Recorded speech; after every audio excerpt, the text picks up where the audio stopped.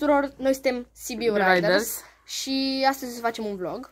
Acum vă vom prezenta trotinetele. Aici avem două trotinete, asta e a mea și asta e a lui Adi. Aici avem un Xiaomi Pro 2 și aici avem un Xiaomi Mi 1S.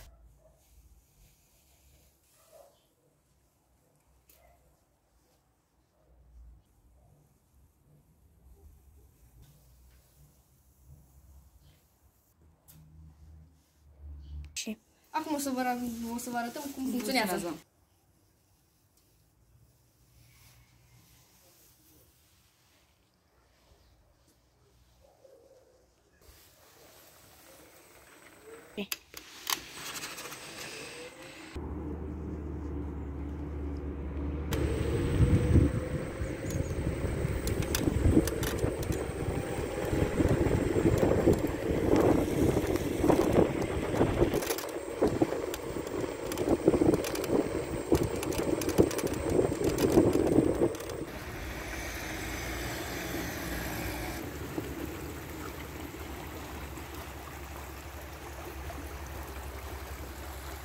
Cam acesta A fost vlogul în care doar v-am prezentat trotinetele.